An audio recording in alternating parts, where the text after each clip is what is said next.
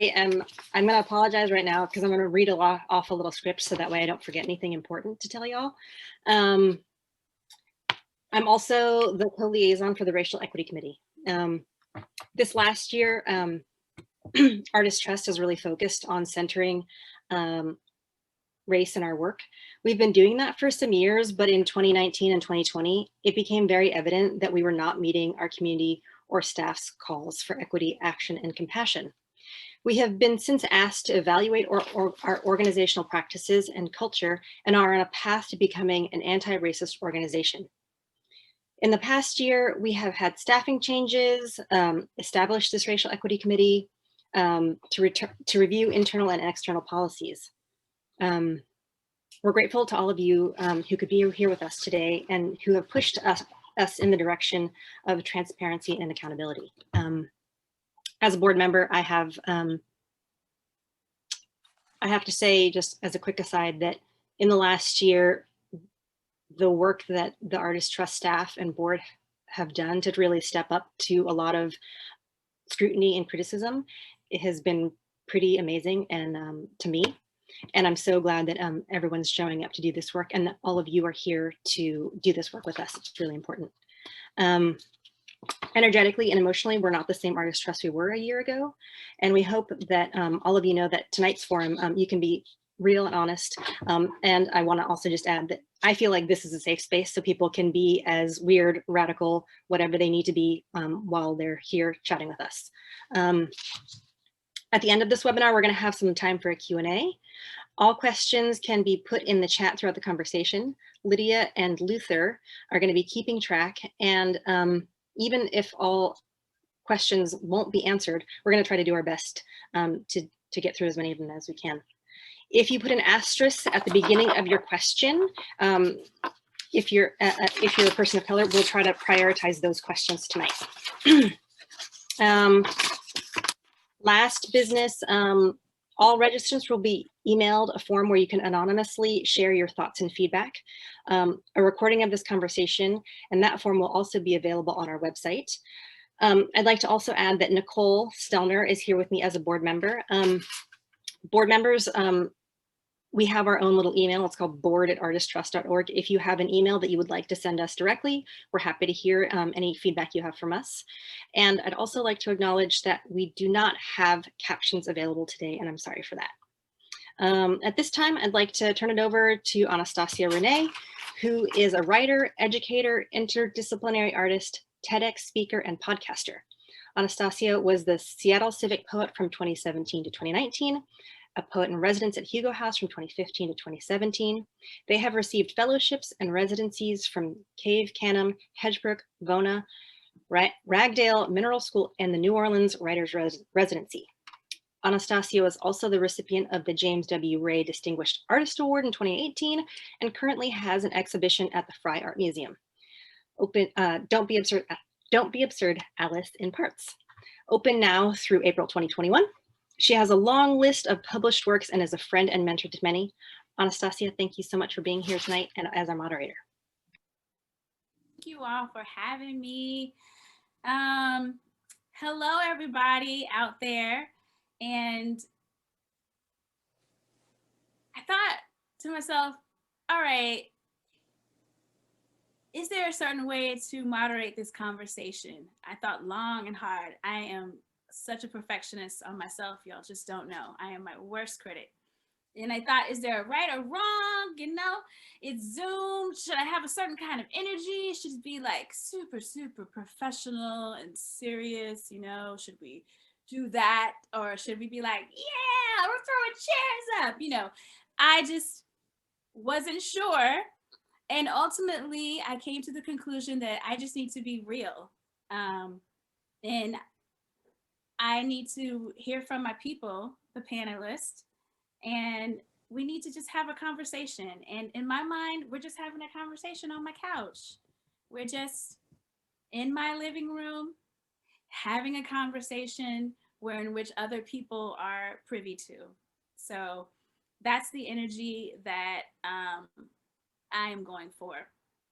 Before I do a series of welcomes, I would love it if you could close your eyes, which we've all discussed is weird via Zoom. But if you could close your eyes and just call in your ancestors. Everyone has ancestors. Ancestors, AKA the people that came before you who are no longer living on this earth. Please call them into this conversation, because I am a firm believer of ancestor and elder wisdom. And I know without my ancestors, I would not be here speaking to you. And I know that my ancestors and your ancestors worked really hard to get us to this point. And I also know that my ancestors are also saying, what, really? We have to have this conversation. And so I need them. I need them. Call in all your ancestors. Just take 30 seconds to think about the people that mean so much to you on the other side. And then I'll begin.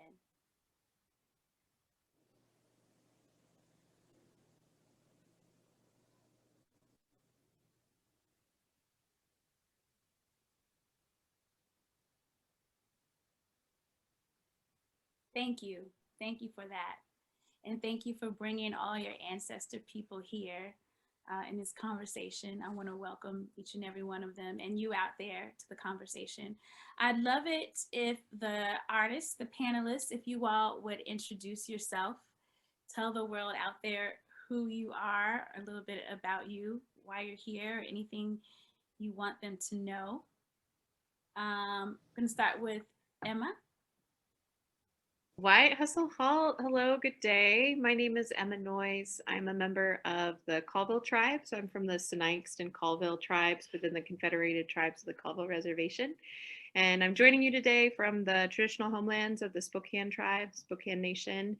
And I am on the Spokane Arts Commission. I'm repping with this beautiful orange mug for my sleepy time tea, because that's kind of what I need to get me through the day all day lately. I don't know why, but I am an illustrator and writer, and I've had sort of a dual career in art and health or public health for some time now. A lot of my work is solely with tribal communities, basically my entire career, and my art is really focused on being able to tell stories and create a visual universe that reflects our plateau indigeneity.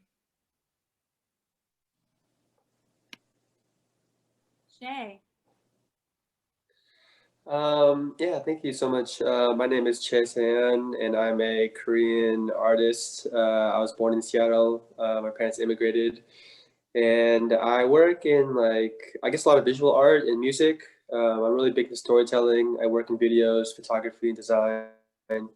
I kind of came to art through education and trying to make kids have a really good education. And then I realized hey, this is what I need, and this is way cooler than what I'm doing. So I was like, so now, I feel like arts is the real education, at least, what we can access.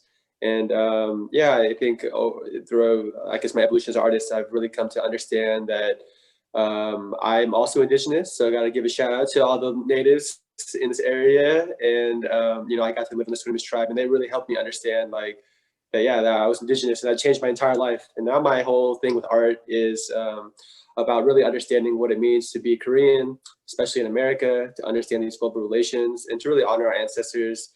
And, I really appreciated starting out with the ancestor stuff. I actually wrote a song called Ancestor Rap. But anyways, yeah, I did some curating for the Seattle Asian Art Museum recently. And I have a small nonprofit, and I do public artworks, and trying to make more music videos really soon. Allie. Was that me? Sorry. Hi, Zoom problems, right? Hi, my name is Raleigh Hawthorne. I am on the east side of the state in the Tri-Cities, and I am in Richland, Washington, close to Yakima. I love that we're shouting out the natives in our area. I am, let's see. I am on the board of the Mid-Columbia Master Singers out here, which is a choral group. I am the event coordinator for MCAF, which is our big Arts Foundation fundraiser, which is coming up March 13th. I have been a director, actor, producer extraordinaire out here in several different arts groups. and I'm a member of the arts, actually the manager coordinator of the Art Center Task Force, which is trying to get an art center built out here in the Tri-Cities. That is our goal. And I am a morning radio DJ on Mix 105.3, and pretty much just all over the place, trying to get the arts and forward the arts on the east side of our state in the Tri-Cities and hopefully globally. And I'm very, very, very excited to be here. Oh, and I'm a photographer.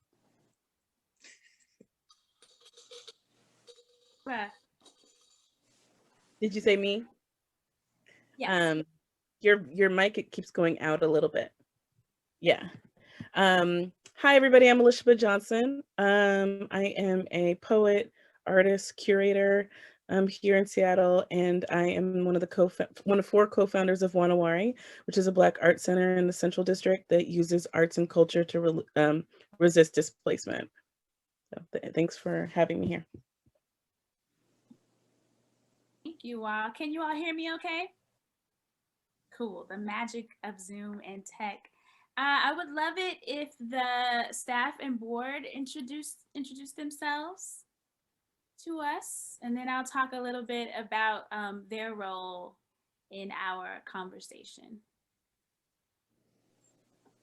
Hi, I am Luther Hughes. I am a program manager for Artist Trust. I'm also from Seattle, Washington, specifically Skyway, Washington, and I'm a poet and editor. Hi, everyone. My name is Lydia Boss, and my pronouns are she, her. I'm also a program manager, Artist Trust, and a visual artist. Very happy to be here with you all.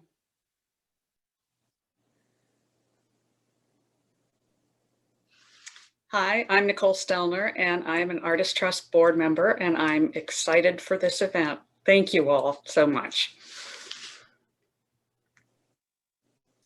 My name is Mariella. I'm an artist and I live in Olympia. Thanks for putting up with my super fast talking earlier. It makes me a little nervous. Thank you all again for being here today. Whew, all right, I am so excited, but I'll try to tone my excitement down. Whenever I listen to other artists speak, talk about their bios, what they're working on, I could just sit back and be like, you go ahead, tell us more. That's really, I don't know, I love to hear all the work that we're doing. I want to acknowledge that Artist Trust staff and board are here. Their role tonight is the role of active listener. I think in social justice work, that word, the 2 words active listener, has become another buzzword. Like, I don't know, and it's like, what does it even mean? Well, it means you are listening with more than just your ears. In my opinion, you are like really hearing what people are saying. You're ingesting it, you're digesting it, you're taking it to heart. And so I actually feel honored that Artist Trust is willing to be here in the role of active listeners, and not just like, hey, we're gonna jump on the Zoom with you, as that happens a lot. So I wanna honor them being here as active listeners. And we're gonna just jump right into it. The guiding question, our guiding question was, how can Artist Trust and other artist serving organizations interrupt white supremacy? I have to say that I had a thought about the word interrupt. And I thought, are we interrupting white supremacy or are we disrupting white supremacy? Semantics, I know, potato, potato. But in my mind, I thought, for me, an interrupting, it's like something is happening and you stop it, but it keeps happening and you stop it, and it keeps happening and you stop it. Like when you're an adult and the babies are like, and you're like, don't interrupt me, right? But for me, a disruption is like, it's a hard stop. It means this is not going to happen again, or there's a strong effort towards it. So I wanna say that our guiding question is sort of playing with both of those words. And I thought before we began, because the writer in me, I'm going to read you the definition of white supremacy. We know with this kind of work, there's a million definitions now of white supremacy. So I'm just reading one that is available that was pretty chunky, so I thought I'd share it. The idea or ideology that white people and the ideas, thoughts, beliefs, and actions of white people are superior to people of color and their ideas, thoughts, beliefs, and actions.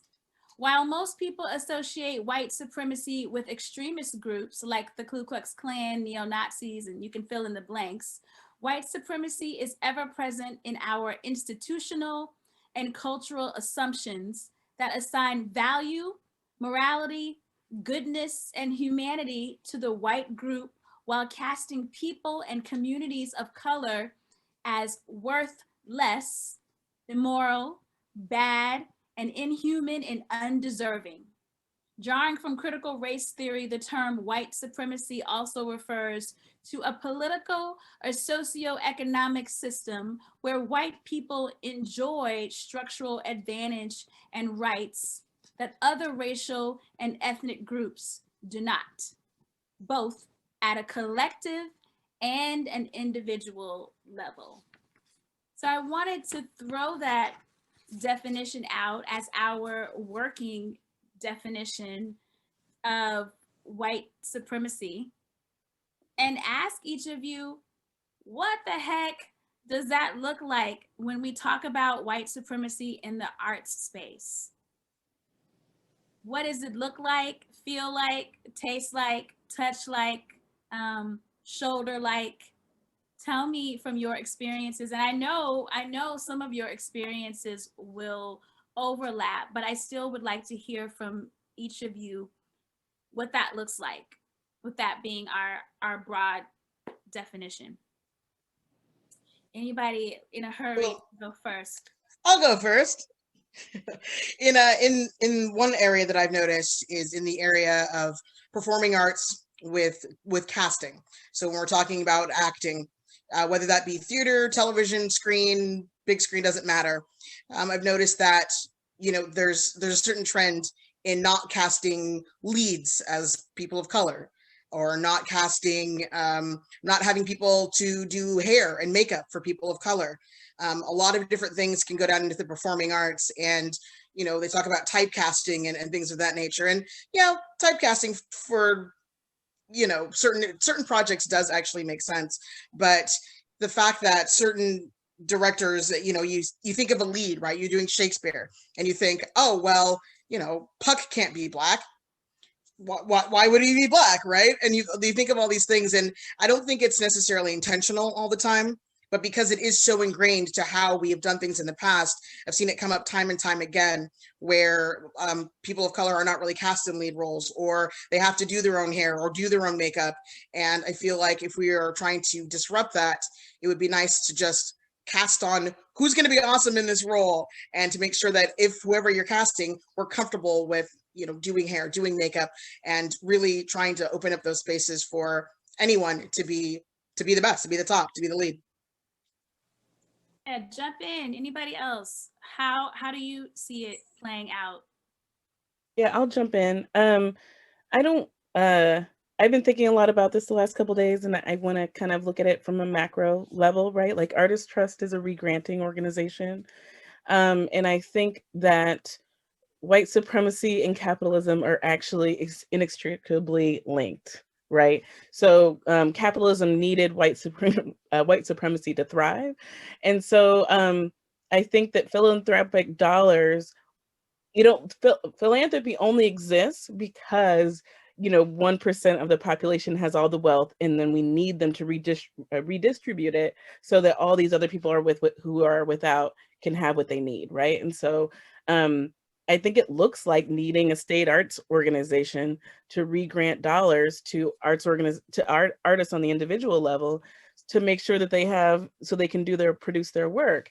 And so I'm kind of looking at what would it, I know we're going to be doing visioning later, but I really do want to look at what does it mean if we actually don't have to look at wealth and kind of keep asking people to do what's right? And what would it mean if all of us were resourced, if there was a universal income and artists could just be funded at the level as doctors and other professions that actually are just as important to our lives?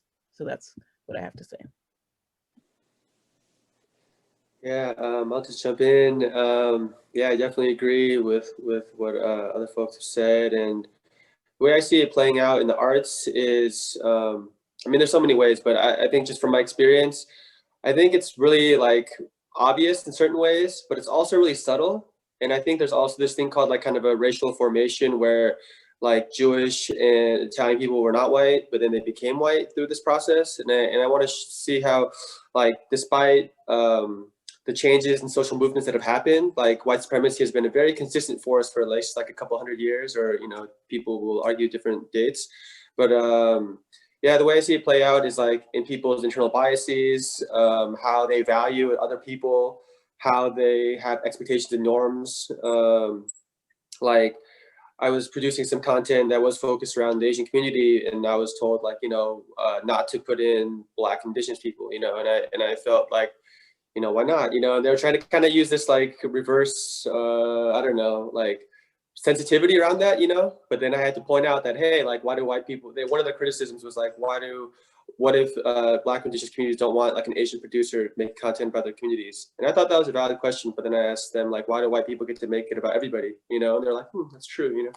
And so I think just like, yeah, so like I think like just internally, like we're just so used to putting up whiteness as the top that it affects how we see ourselves and how we treat other people that are like us or not like us, you know? And so I think it's kind of like we're in the Matrix. And I think, you know, one of my friends doesn't call it supremacy, they call it delusion because it's not true, because our inherent value isn't from that. But I also do think that supremacy is sometimes an accurate term because many people can't think outside of it. Like they don't know what it would be like to not know their race, or that's the first thing that they think about when they think of someone else. And so I think disrupting that is really seeing our own complicity and how our very standards and notions of what we think is normal and good are actually informed by these oppressive systems. And so I think there's like a lot of everybody contributes to the system, you know, and now that I've kind of worked at a little bit higher levels, I see how it's not so black and white and then I'm also seeing a lot of like lighter skinned people who may not be in one category or another, playing very different roles that engage the system and can keep it going. So I think there's like this unspoken complicity that I see at so many different levels, and disrupting that would be super radical, and you'd have to like really like kind of redefine who you are and redefine a lot of social relations. So anyways, I don't know, I can go on later, but yeah, I just see it playing at micro levels and macro levels, and it's like you got to share the power, you got to share the ability to create value in society, whether that's cultural capital or financial capital or institutional power, you know, these types of things. So if you look at how it's skewed, it's like it's very much one way, but then we try to pretend like it's not. And we have representation that says that it's not. But then if you look at the numbers and facts, it kind of Elisheba was saying, like, it's kind of who has all the money, who has all the power, who makes all the choices, you know? Sorry, yeah, I was kind of all over, sorry. But we're all like, yeah, that's true. What about you, Emma? How do you feel about it? How do you see it playing out? Yeah, as I've been considering this question, and it's not, I mean, it's something that comes up for sure a lot of the time in a lot of really good and powerful conversations.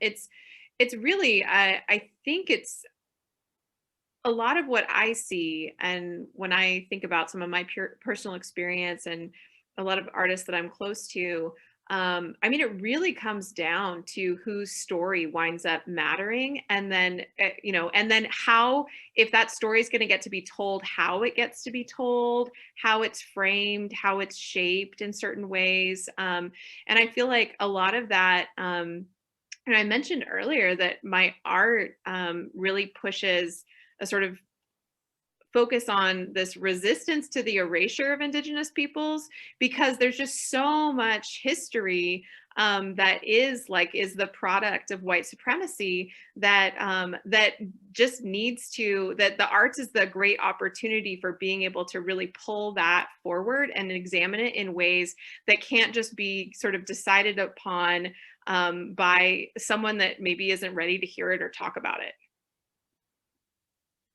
I think I hear all of you, maybe not saying it, but talking about, right, this historical erasure. The reason why we're having this conversation and why we're like, we need to disrupt is because we're trying to come back from being erased.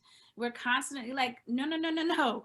Actually, this was here. We were here. We're doing this thing. But when you're constantly being erased, it's kind of hard to not feel anxious or anxiety even about being a person of color in the arts or in the creative realm. I'm hearing you all give overall examples about what it looks like or how it plays out. But before I get to concrete solutions, like how can we disrupt it, I think I want to go a little bit deeper. I was telling some of you in our previous conversation that you can't argue with facts. You can argue with an opinion, right? I feel like you hurt my feelings, right? Someone could say, that's your opinion. I don't feel I hurt your feelings. So I could apologize or not, right? But I want to ask you all, what have you seen play out on a macro level or on a micro level? If someone were to ask, hey, tell me 3 things that you have seen happen, 3 facts, undeniably so, it's true, these things have happened in terms of white supremacy in the arts. 3 indisputable, can't argue with that. It's not how you feel. It's not if you were exaggerating. It's not if you were being sensitive. It's not if you were having a bad day. 2 or 3 things, real things that you feel no one can dispute. I guess I'll jump in, and I don't know if I have 3, but last summer after George Floyd was murdered, every single arts organization wrote a letter decrying about, how horrible the injustice was and how they were, already had a statement of racial equity, blah, blah, blah. And people that know me know that I already talked about this on my Facebook page. But what I've not seen is I've seen very few arts organizations locally and nationally actually give up power, right? And by give up power, I mean change who your curators are, change who your EDs are, restructure your board. And so all those things stay the same, but you put out a really nice statement, and none of your statement actually isn't doing anything to impact the quality of my Black life, right? So I still have to fear for my son every time he goes out the house, right? Or we go out the house. And especially in this last particular year, I've had several racialized experiences that remind me just how unsafe it is to live in my Black body. I mean, I knew that already, but I think in a post-Trump world, people have gotten much more bolder, and I've had several incidents, like I said, in the last year that have been quite frightening. So that's kind of my example, is people can kind of look at themselves, look at your collections, look at who you show. I had somebody last week, or it was 2 weeks ago, they emailed me with a week's notice saying that they wanted to have me speak for their Black History program, or Black History Month. I told them sure, and then they told me that if I didn't get back to them within 24 hours, they were gonna have to cancel the event. And I was thinking, you want me to rush to be on your schedule? So I just wrote back and was like, actually, I work for a BIPOC Black organization. I'm not gonna move in your schedule. I'm sorry that you didn't plan in advance. And they didn't respond. So I guess that's 2 for you. I can run on that theme a little bit. I mean, I've seen a filmmaker, a Native filmmaker really close to me, that someone reached out to be able to kind of add him to the speakers and presenters sort of series of events for Native Heritage Month, and he had screenings kind of all over the place and wasn't able to accommodate their schedule. So he said, well, let's look at December, let's look at January. Zero interest.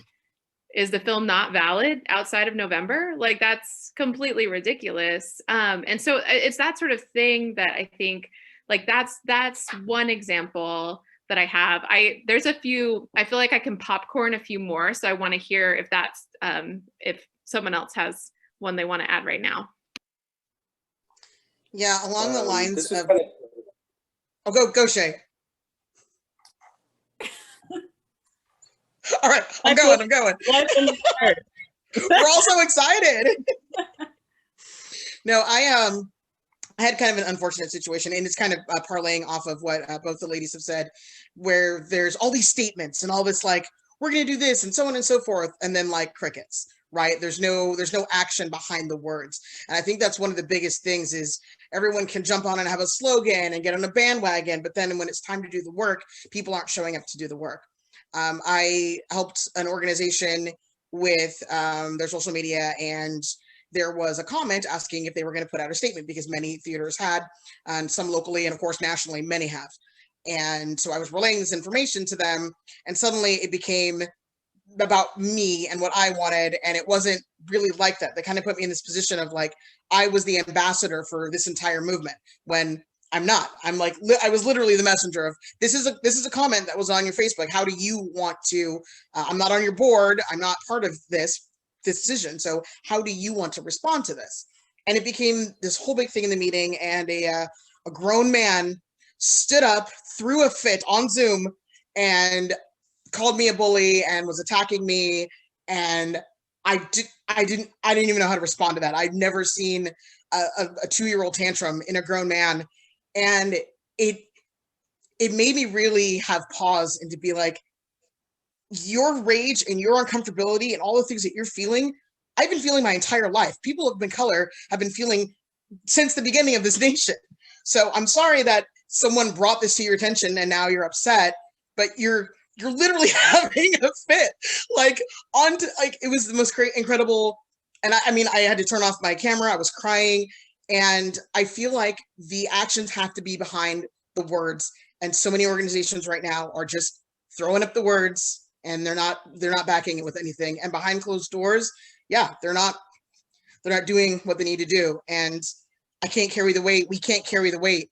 We need everyone to work together. And I don't see it happening in a lot of places. And it breaks my heart, frankly. It breaks my heart. Yeah, it's really bad. I feel like I had some experiences working with some institutions, and like initially I was kind of new. So then I was like, all right, let's work together and do all these things. And like, we have this big event coming up, and we split it. And then like, I'm doing my part, rushing and trying to get this community involvement and trying to get people of color to like kind of be, build these relationships with these institutions that have been historically white and, not representing people and, blah, blah, blah. And then, like a couple weeks before the event, I still haven't heard what their half of the thing is, so I'm like, what are we going to do? Because I've been working really hard like the last 2 months, and then we do a walkthrough and and they revealed to me that I did such a good job that they're not going to do their part. I was like, what? And then I try to keep them accountable by being like, hey, well, I used some of my budget and a big part of my budget and have all these people coming through and And so then we made these agreements and deals, and then like they adjusted and accommodated for the moment. But then the things we agreed to later, like giving more funding, supporting more things, they acted like they literally said they forgot. But this is why you got to take notes in meetings, So I had to bring up notes, and so I think like there's like this feeling of like, well, it's just like exceptionalism, I feel like. And then when someone falls short, I feel like the burden almost always goes to people of color, like almost every time, and I'll even say like women of color even more so too. And so I feel like when there's kind of pressure in an organization, I feel like the labor and the negativity almost always just trickles down to this one level. And then when there's any kind of accountability or change, people up top always still retain all the power and all the money, And so I think like, part of disrupting it is like, yeah, you have to give it up. Like it's gonna hurt, it's gonna change, and you're not gonna be in power, but it's kind of what's good for everybody, So anyways, yeah, I have a lot of experiences like that. It's like more, I feel like, anyways. I ask you all to name things because oftentimes I feel we're told, I don't think this is true. Or who, us?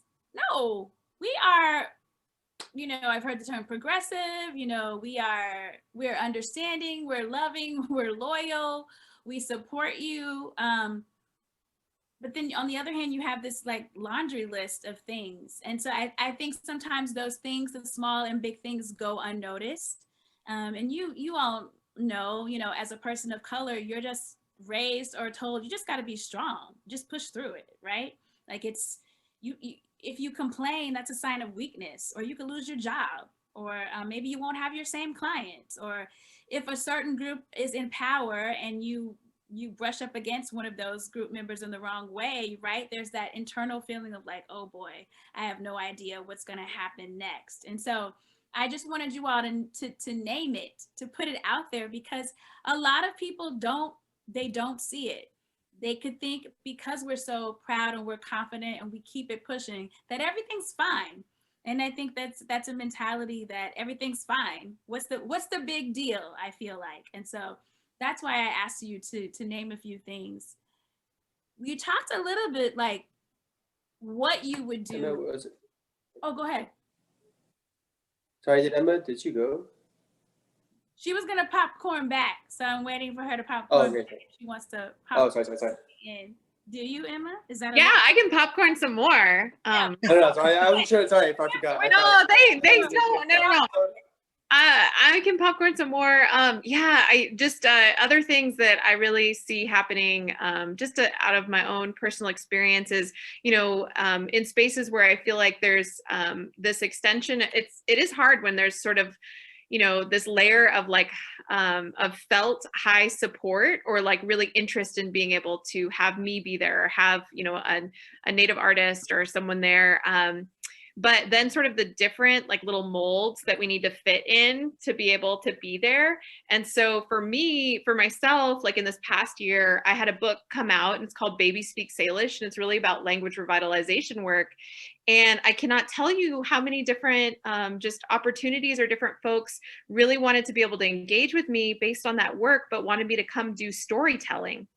And I'm glad that they like oral history and appreciate that. But I was like, do you want me to tell the story to you about how my family was forcibly, children were forcibly removed and sent to boarding school, and so we lost our language? And then is that what you want me to come and talk about? Because I can talk about that, but I have a sense that that's not the story that you want me to tell, but that's the story associated with this book, and trying to be able to have my child speak a little bit more in Tsilhqot'in, Okanagan, Colville, Salish than I do. So I feel like I see that. I feel like I also, there's times where different arts opportunities, and I see this actually affecting across, I've seen this across, just like a generation back as well. There's opportunities that are really just, really focused on being able to engage with those that are full-time artists, and understanding and knowing that sort of full-time artist kind of means a different thing and is a different role, or that there's different roles in some of our communities related to the total comprehensive responsibilities that you fulfill. And so your sort of artist resume and what you offer in your community might be hold a lot of deep relationship with the way that you show up as a creative person and sort of your creative native process. But it doesn't mean that it's going to look like everyone else's resume, because you also are serving sort of these other critical roles in spaces of healing and of value for your community that maybe someone else isn't defining as an art.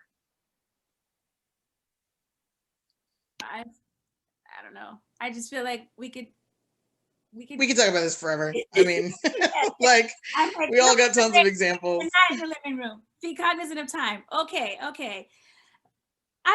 want to make sure, is there something you want to talk about that you have, like if you got it, you have a solution towards disruption?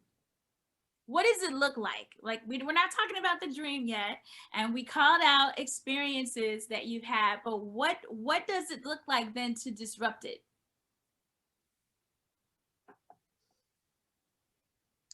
Ooh, that's a deep one.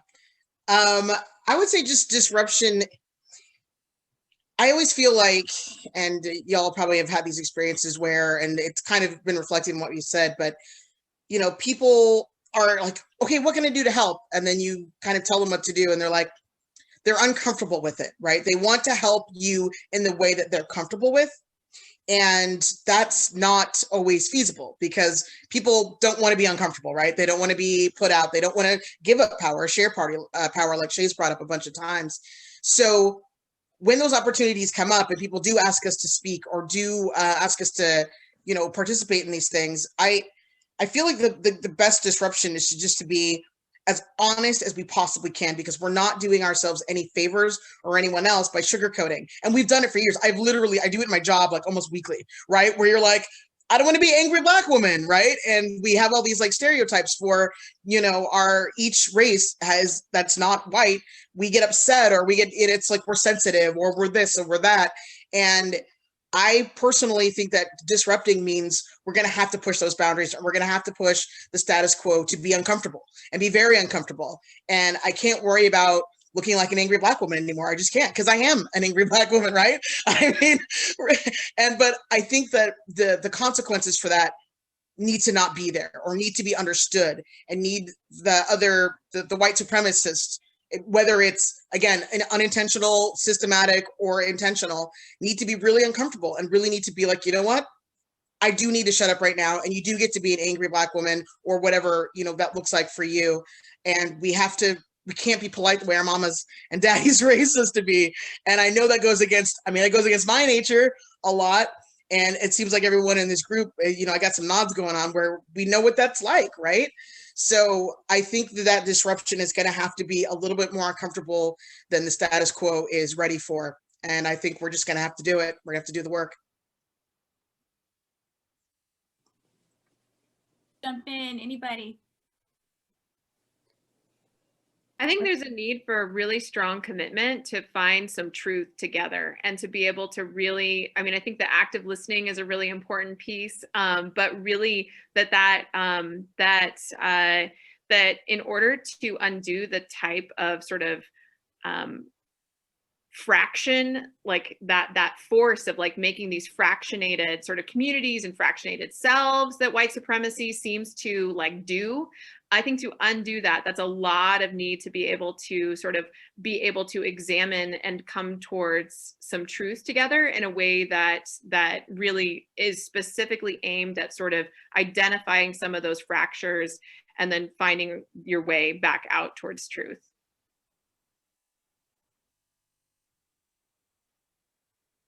Yeah, I feel like the problem is so big. Like when I think about how many great people have come before us and how they worked their entire life to fight this, and then they died and still going on, it's like very humbling, you know? And so I feel like disruption really takes like at least a lifetime commitment, if not multi-generational. You know, if you just look at history, it's you know, it has to be multi-generational, you know?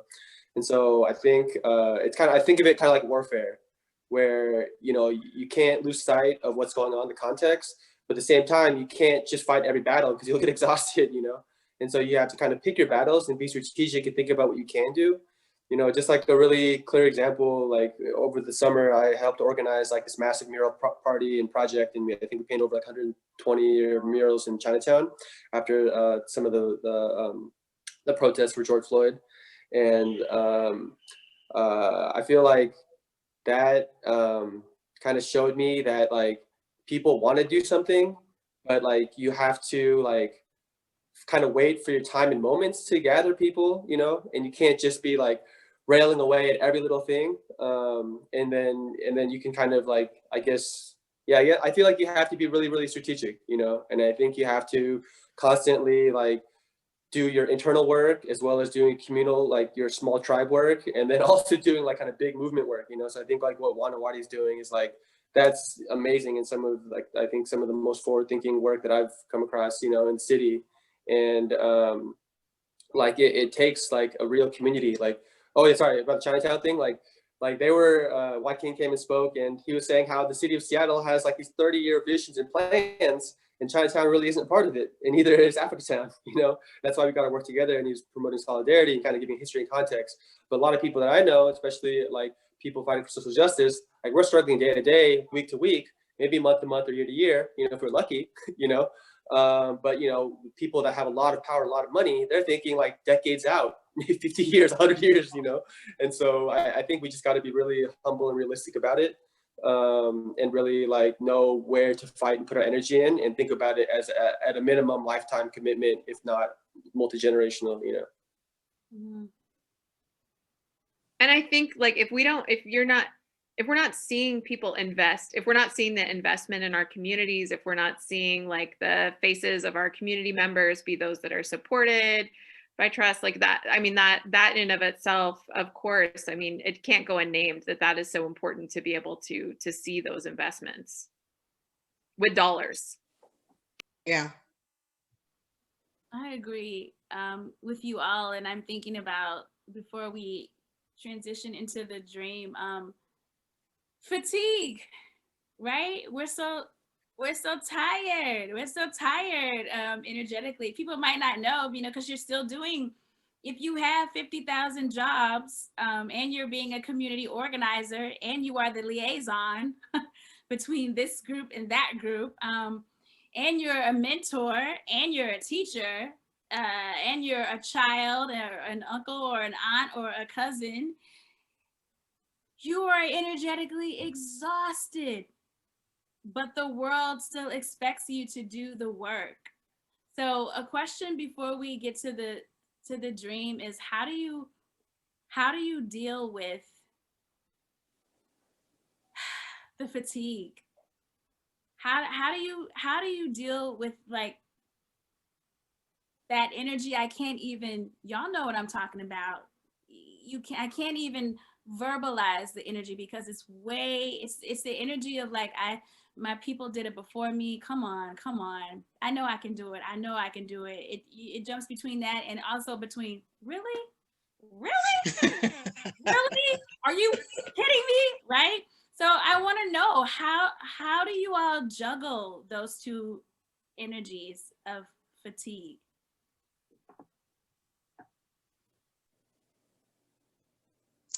For me, one thing that I've been doing, I do actually have several jobs right now, and I'm working with several different organizations. And again, I do it because I love it. That's why we do this. We do art because we love it. It's our life. If we weren't doing this, I don't know. I honestly don't know what I would be doing. But I've decided I give myself one day a week to do nothing.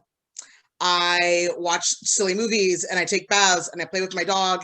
I don't check my email unless I know something major is coming through. And I just do as much work as I can 6 days a week. And one day I just have to shut it down because I got to catch up on sleep. I got to catch up on everything else. I got to talk to my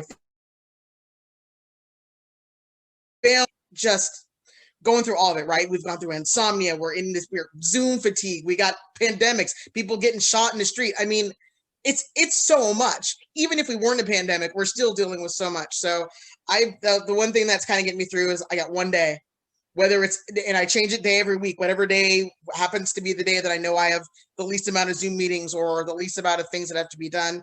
I get one day for me. Nobody else gets to interfere with that day. And then if I'm lucky, I get a day and a half. And then you just keep going. And, you know, we do love it. But we have to take that mental and spiritual time for ourselves. Otherwise, we're just heading for a bad zone. So that's what I do personally. Anybody want to piggyback on that before we transfer to the dream? I don't want to be tired. I want to dream. But I'll let Ed stop. Maybe this could be a good transition, but what an important area to support, right? Like channeling dollars towards like art therapists or people who can facilitate sort of group ability to do things that are refreshing and renewing and help feed the soul and spirit of artists. Like I would dream that that's a type of support that artists would have access to. And that's sort of, I mean, that's essentially part of what I go to because when you're like on the run and doing all of the things, it is beautiful when you get that time where it's sort of, you get that moment in creating and that it's not work, that just doesn't feel, you're like, whoa, I'm not in work right now. Like I'm in this other mode. And so as an artist, you know, you have different times that you can access that or can't access that depending on your deadlines or depending on a whole variety of things. So there's that and plenty of other ways that I've, you know, really looked to being able to take care of myself. But I feel like right now with the pandemic, it's more critical than ever to be able to find ways to support, to help artists be able to take care of themselves, because we have really rich inner worlds and we have great, you know, like we're activists, we're socially connected, But man, sometimes I feel like that rich inner world, it is a protective factor, and it is also kind of dangerous in how you can get sort of a little bit too isolated and lost in it at times. At least that's for me personally. And so I feel like creating the opportunities that really support and feed the kind of spirit of self-care that is needed for artists is part of the dream. Yeah. Alicia, but you were ready. You're like, let's dream about it. Let's dream. What does this world look like? Let's look at the dream in several ways. Either what does our art space look like minus white supremacy? Can you imagine? What does your day look like if you don't have to think about racism, white supremacy, if you're good enough, if someone's gonna hire you, if someone's gonna I can't. That's why I'm so glad y'all are on the panel. Help me dream a world in which white supremacy doesn't exist. Think of a world where there is no DEI, because everybody is included. We don't need these things. What does it look like? Help me dream. Well, and yeah, I mean, I think it's, in some ways it's hard to envision, but in other ways it's not, right? Like, I think that I hang out in community with a lot of people of color, artists of color, activists of color, right? And so we're able to share kind of almost like a brain trust, either between our artistic practices or our activist practices. And that is a space that is creative, collaborative. And so I kind of look at that, like, what would it mean to like scale that up to a macro level? The reason I'm in the arts is because I believe that arts is the best tool that we have to talk about the realm of ideas. And so that's not actually going to be, we're not going to actually have solutions unless everybody can actually bring their ideas to the table. And that's what's most interesting, right? Like when I travel, which I haven't been able to do, and I can like see the voices of artists from all over the world, from all over the diaspora, then that gets me thinking about like how I can tackle ideas locally here at home. And I think that's what art is for. I think art is philosophy. So I guess I just like, the dream would definitely be that like everybody's ideas are entered into the space. I think Emma talked a lot about like our collective truth. And that is kind of how we start figuring out what that means together. And then obviously, lots of people lose power so that more people have access to power. I'm interested in ways that we can flatten hierarchical structures so that people can hold like collective decision-making power. And I think we need to start in small situations and then scale it up. And excited about that type of possibility. Amen. Calm down. I can start to like kind of get working on it. Tell me more. Who's up? That's why Elishaba's awesome. Well, I'll piggyback off that. Yeah, I feel like everything Elisheba said times a million. And then, sometimes just in a very succinct way, I think about it like, what would an indigenous future where Black lives matter and where white people and Asian people don't exist? And I say these things because I feel like the future is indigenous, otherwise there's going to be no future. I feel like the opposite of white supremacy would be where Black lives matter, right? And then I feel like white people wouldn't exist because without racism and white supremacy, there's no context, no meaning for racism. Not that people who look a certain phenotypic feature wouldn't exist, but literally that social category and that way that we look at it wouldn't exist anymore, And then I think it's similar with Asian, because Asian is also just a made up term for all these people that are all very, very different from each other, that wasn't successfully colonized and taken over or genocided, or enslaved. And so I feel like all these political terms and categories would have to be reworked. And, it's like, what would a white person be without whiteness? You know what I mean? And what would we be without these kind of hallmarks of our identity and our structures that we look to every day to like know who we are? I think definitely like the equity piece, more than equity, I feel like we wouldn't even need equity, because equity still, everything's relative to like white supremacy. I feel like we have to be able, and this is why I love art too. I think it's one of the only spaces in society that allows us to imagine a future where the center doesn't have to be white supremacy, but ironically, most of the art that gets funded is art talking about it, you know. But yeah, I think yeah, I really think like one of my big public art projects that I'm kind of wrapping up and then kind of evolving away and making more independent is called The Future Ancient, and it's really thinking about how do we value our cultural heritage in a future forward, socially transformative way based on our experiences, you know. So I think that like people are already doing that right now in the community, you know, like and we need to do that and level up in a way that's the norm in the structures, and then these other things kind of like, I don't know, I don't think we need to compete directly, but I imagine if we build our own things, the power's in the people anyway, so it's gonna kind of transfer that way. But people definitely need to lose power, you know. That's the only way. You can't have it all and say, oh, we're in this great world anymore. So yeah, show us the money, show us the power, give us the institutions, let us build our future.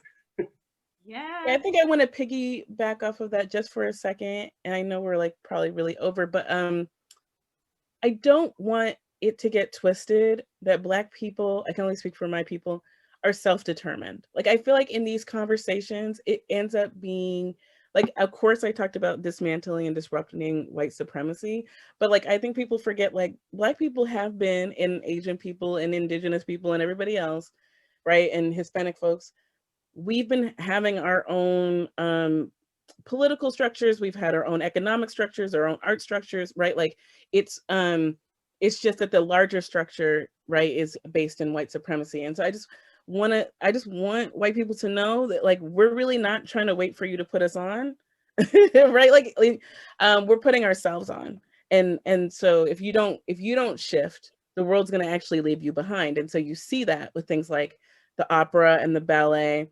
I think they call them the SOBs, symphony operas and ballets across the country, right? People are losing interest in that. And unless they get on board with what everybody else is interested in, which is more of a multicultural idea of what music and dance and et cetera is, then they're actually going to die out, right? They're no longer relevant.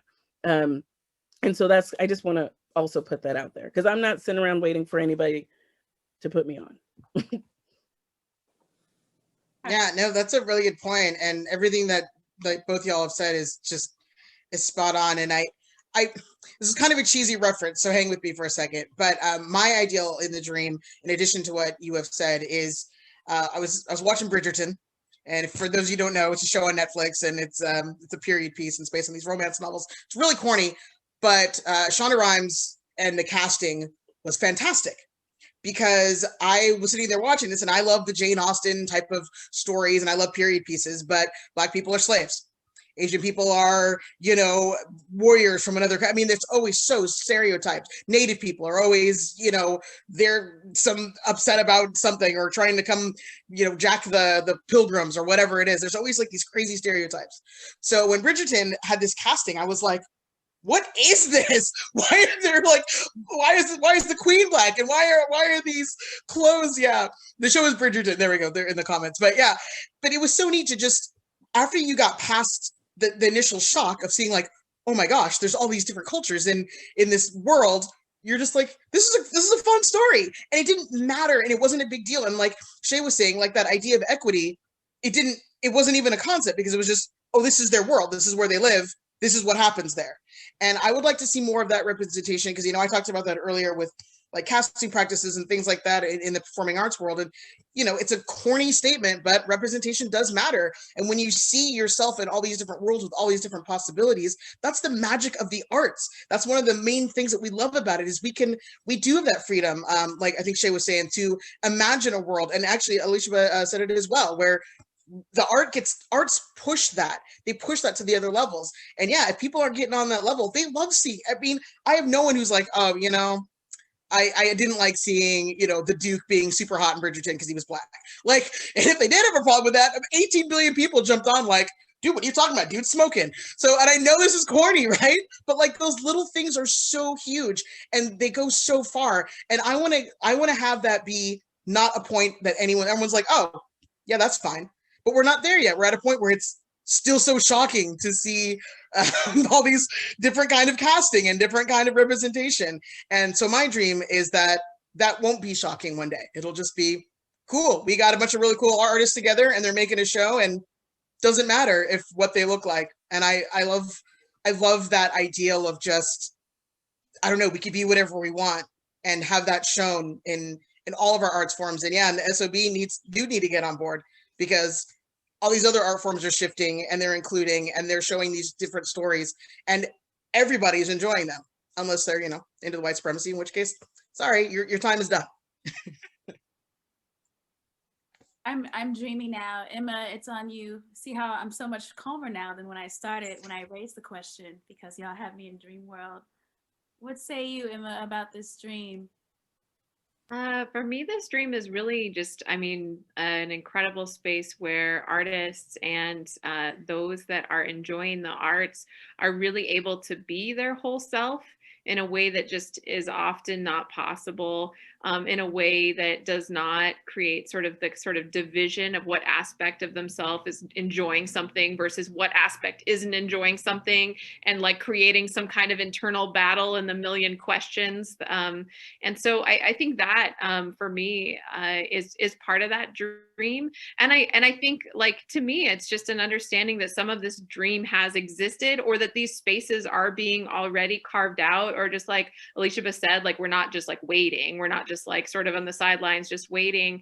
And I like, something that's really personally important to me is to consider all the ways in which we are not just kind of on this sort of like linear time frame where we're trying to push towards this future, that there are just dreamers and visioners and entire societies that were on and on for centuries that had already been able to find this space, right? So I really appreciate sort of calling in some of the ancestors, and our word for ancestor includes being able to look at someone who is ahead of us. And that doesn't mean like they're like passed away and going over the hill ahead of us. It means that we are actually still following them, they're not just peoples of the past. And so I feel like that's sort of knowing that we're able to achieve some of that collective dream that has been ongoing for a really long time, that we just haven't been able to tap into because of the white supremacy.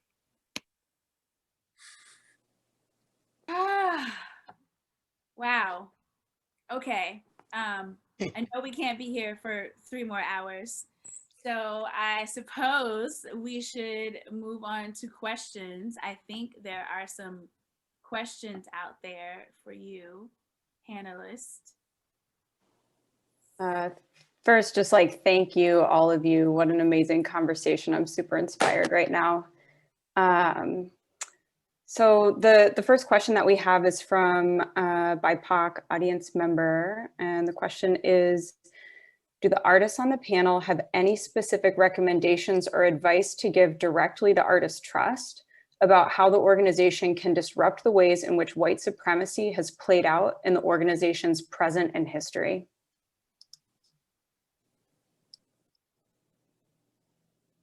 I do.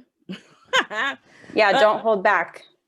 Well, I mean, it kind of goes back to what I was saying at the beginning of the conversation about Artist Trust being a regranting organization. So, I mean, I think we know that philanthropy is hella problematic. You can read a bunch of articles about why. I don't need to go into that. But easy changes that could happen right off the board is like really thinking about where your money comes from, and like, do you actually need the level of reporting that you need to do, and how much do you need to ask of your artists for applications? So I know artists of color who specifically told me that there are specific Artist Trust grants that they will never apply for because they don't want to do all the application paperwork. So really thinking, when I do calls now for public art calls, I literally think about, what do I need? Do I need a letter of interest, or really do I just need images? And so if I just need images, I just ask for a bio and nothing else. So it's an easy application for the artist, because we know that not everybody's going to get it. So we need to kind of like lower the threshold of applying. So that would be my immediate recommendation for that. Especially if you don't have like federal dollars or things like that, where they literally need reporting from you like that. Like if it's just individual donors, then you should just be able to re-grant those dollars back out pretty easily. I think a lot of changes are happening too, but yeah, I was like the board, representing more people of color, not just representation, but just like really forward-thinking leaders that come from the communities that you're trying to reach. I think like stop playing the middle, like as much as you can, like stop playing the middleman, and like empower artists of color to build like a future, like let them be the visionary and let them have like a 20-30 year career and get the support from like the city and the huge philanthropists, and you know what I mean? Like I think there needs to just be a fundamental shift in resources and power. And then I agree with what Elisheba was saying too. Like just more accessible. I think if you let people that come from the communities you're trying to reach serve their own communities, that's going to be exponentially better for everyone's goals. So instead of like always kind of being the middleman and then trying to get all the right people, I think like a lot of people in power need to realize that they're not the right person if you keep having to hire consultants that do your job better than you. So and then let us have a future, like give us like 10 years to work on stuff, like six months or like one, whatever. Anyways, career wise and project wise and grant funding wise,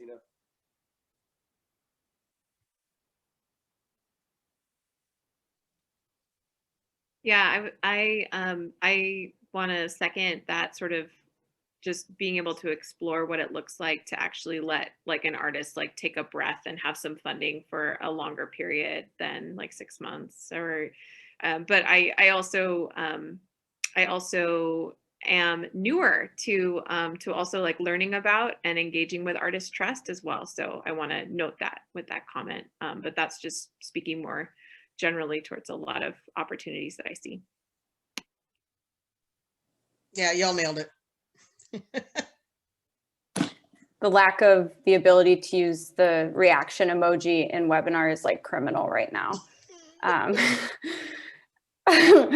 Yeah. So little signs that you lift up during the conversation. Yeah, there you go. Snaps. So our next question from an audience member is, so much of this amazing conversation feels like it's related to larger arts organizations that have a lot of pull and a lot of power. Are there any ideas about what smaller organizations or growing nonprofits can contribute to this work? Scholarships, mentorships, restructuring boards, open to any and all ideas. Yeah, that's awesome. I'm on the east side of the state here. I'm in the Tri-Cities area, which is really close to the Idaho border, but not quite. So if y'all don't know, just grab a map, look at Tri-Cities, Richland, Kennewick, and I'm working with smaller organizations, either just through community theater, things of that nature. I think the biggest thing that smaller organizations can do is reach out to their communities, because there's more people of color in your community than you think. And we can tend to get in these little niches where we have the same people that we're casting or the same artists that are submitting art, and we're not really reaching out to find out what else is going on in the community. So one of the things that multiple organizations out here are doing are just like, where do we go? Who do we talk to? So finding leaders in different communities to make those connections and say, this is what we want to do. Can you help us do this? And then letting people have those voices and speak for themselves in the context of what you're doing with whatever your project is. And smaller organizations do still have the ability to fundraise. And I know it's a lot harder when you are a small organization or when you're up and coming to get people on board, to know what you're doing. And it's also harder to pay your artists as well. And so one of the big things is, even before you can pay people, you still want to represent everybody, right? So at least getting those small pieces of getting to know who's in your community, reaching out and trying to find all of the artists that are there, because they're there, and showing that your organization is one that's going to be committed to not just, as we all talked about before, like putting out the words, putting out the statement, but really applying that to every single project that you're doing. And again, with the funding, it's super duper hard with smaller organizations, but a lot of times even pairing with the organizations in your area and not seeing them as competition, because that's a big thing too, where it's like, all these organizations now start to pop up and then they're all fighting with each other. And it's like, no, we all have this common goal. So maybe let's pair together on this project so we can pay people and pay artists and support arts in our group. So that's what I would say is collaboration and representation as much as you can, and you'll build the audience and the money will come, because when you're putting that product out, when you're putting that art out, that's amazing and interesting and new. And when you show people, we're here to stay and we can work well with others. I feel like that is a really great starting point to maybe even becoming a bigger organization, or just doing the best that you can and putting together a project at a smaller level that's still just as amazing as if, you know, you had $1 million. Yeah, I I'll think, jump you in. know, Oh, sorry. You go. I know, sorry, it's like crazy. I'll try and be brief and just say at Wanawari, we're trying to experiment with different ways of running our organization. So at the very beginning, when we started trying to talk about what type of organization we wanted to be, and we wanted to be a decolonized anti-racist organization.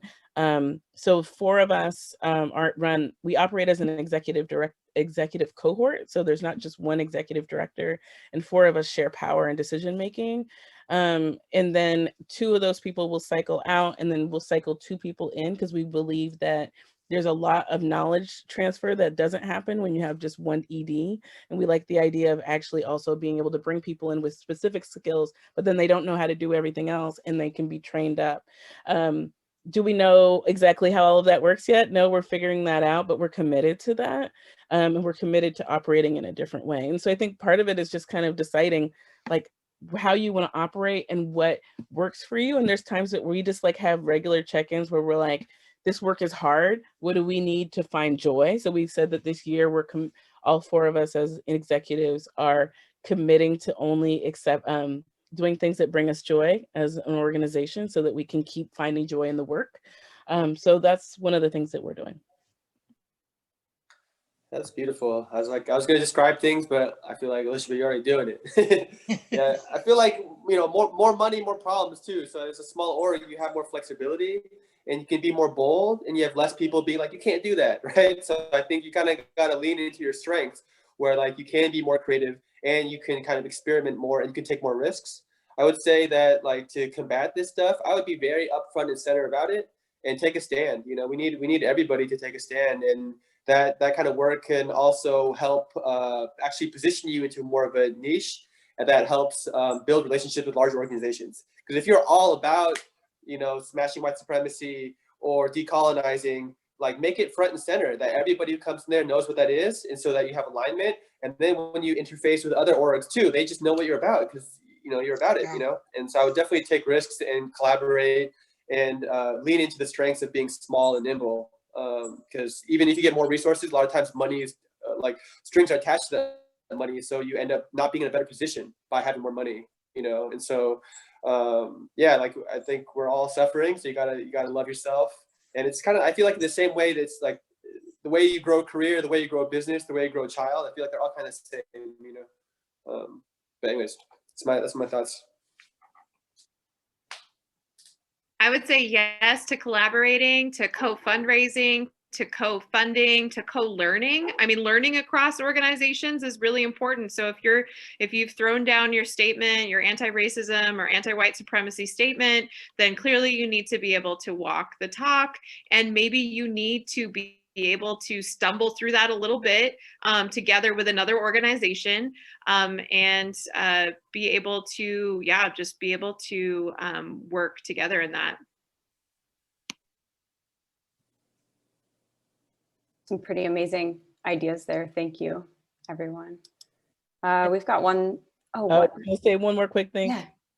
I would love for people to figure out how to be accountable to community without making a statement. That's all I'm going to say. That is the goal, that you're being accountable. There's got to be other ways you can do that. Absolutely. Still no emoji to respond to that. I know. I know, we're all like, yes. We've got one more question here. And the question is, what advice do you have for your white allies beyond investing money, listening, and asking questions? I'm trying to avoid taking more energy than I invest. I would say divest from whiteness. I feel like stop identifying that as your main source. I feel like my message is, it's kind of for all people, but particularly for white people, it's like, find out your indigenous roots so you don't have to keep using an oppressive, racist, colonial identity to understand your world and yourself. You know, I think that's so at the crux of it. And what that looks like for each person is different, you know. And but I think the work is totally worthwhile and very, very meaningful for both you as an individual, but also for those of you you're around too. And I think there is a great calling and pull for that. And I would love to kind of see like white artists kind of lead this charge of being like, we're giving up our whiteness and we're gonna try to figure out how that works, you know, and we're gonna figure out like what's a different way that we can see ourselves, you know. Yeah, I think it's as much internal and spiritual and like self whatever, you know, as it is like, here's what I can do externally in society, like the things people said of like the donating and the whatever stuff. Yeah, I love that idea. I think it's a big ask, you know, and I think it's an ideal, and I think it's a definite thing that we all, I mean, everyone needs to do that, right? We need to check what our identity is outside of exterior forces, because that's what people see when they come up to you, right? That's the first thing that stands out is what race are you, how tall are you, how big are you, how small are you, because humans like to categorize things. So I think ideally that would be awesome, but I don't know if it's a starting, I mean, it's hard to, I feel like it's a big ask, and there can be smaller things that allies can do if they feel like that's, I don't know, going into a bigger, it seems like a longer term shift, right? It's not like what can I do tomorrow? Multi-generational. Right? No, and I feel you, because like, oh my God, I mean, in our context of dreaming, absolutely. But like, you can't change that tomorrow, but tomorrow you could give money, right? Tomorrow you could volunteer. Tomorrow you can ask a question. So I think one of the biggest things that I like, and everyone has their own deal on this, but I actually like when people ask questions, and sometimes those questions are really weird or awkward, right? Where you're like, I've had a lot of allies just be like, I don't know how to ask this question.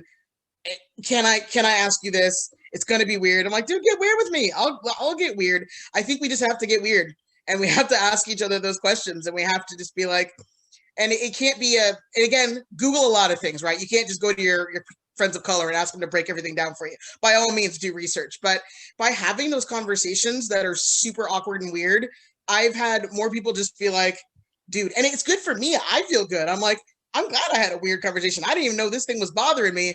But now that we talked about it, I'm like, yeah.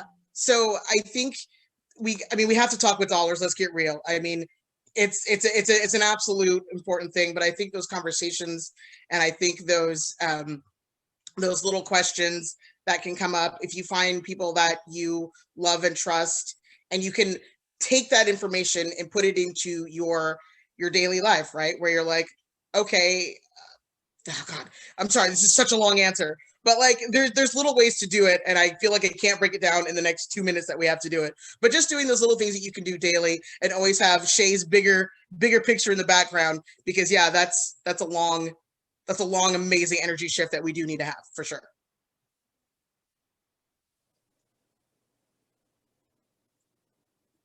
I suppose I should begin wrapping up, because I'm looking at the time and I don't want to be that person.